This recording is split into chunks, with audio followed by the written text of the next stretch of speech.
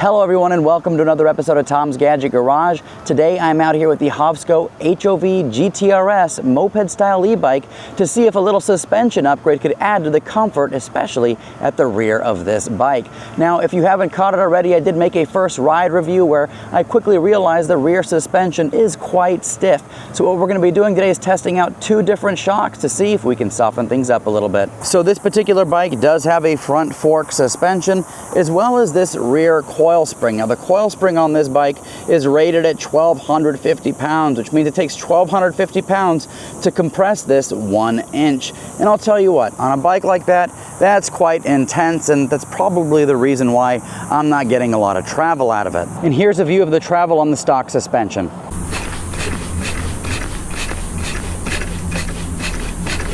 Something else to mention about the stock suspension setup is that there's very little adjustability. It does give you the ability to adjust the preload on the shock, but I do have it at its softest setting and it's still quite firm. All right folks, so what I'm gonna go ahead and do is ride on some of this bumpier terrain to give you an idea of what the travel looks like on the stock suspension.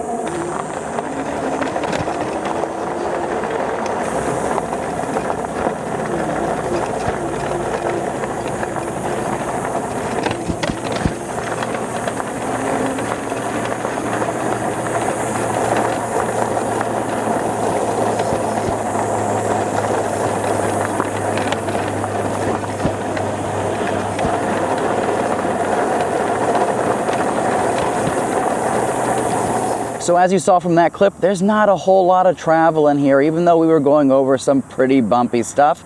So we're gonna go ahead and try it out with our next suspension setup. Next in line is gonna be this shock that I bought from Amazon for about 78 bucks. It's got a 650 pound spring, which is significantly less than the 1,250 pound spring we have on the stock setup. It's also got a preload adjustment as well as rebound adjustment there at the top. So I'm gonna go ahead and install this and we'll see how this one does. Taking off this rear suspension is really easy. All you've got to do is get yourself two 5mm Allen keys, and you can use those to undo the screws on either side of both the bottom and top attachment points. And after about a couple minutes, we got the new suspension installed, so let's go ahead and test this out. And this is what the travel looks like on the $78 suspension.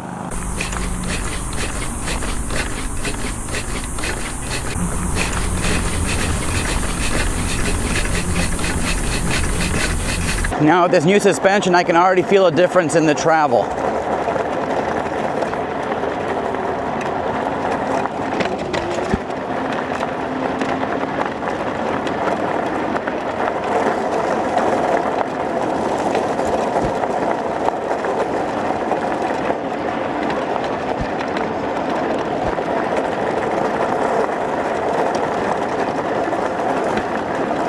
So as you saw from that footage, this $78 shock does have a little bit more travel, and I will say that it was a more comfortable ride compared to the stock shock. But let's go ahead and see how our higher priced option compares. So this here is a DNM shock. It's the Burner RCP2S. It is also a 190mm shock with 51mm of travel. And what I like about this is that it's got compression adjustment at the top, rebound adjustment here at the bottom, and it's also got that preload adjustment with the coil. So how much better will the ride get for 139 bucks? Well, we're about to find out. The installation procedure is exactly the same. It uses the same two 5mm Allen keys and slips right in there, and this is what it looks like fully installed. Here's a quick view of the travel on the DNM suspension.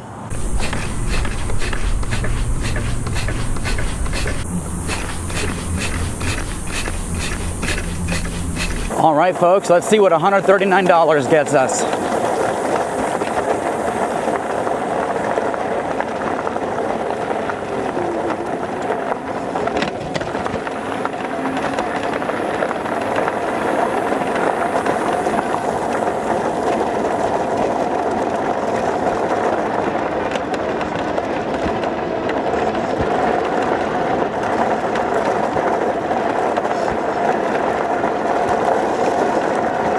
So that was the DNM shock. Obviously cost quite a bit more at $139. From my perspective, it definitely felt a lot smoother and basically took the edge off a lot of the more harsher bumps.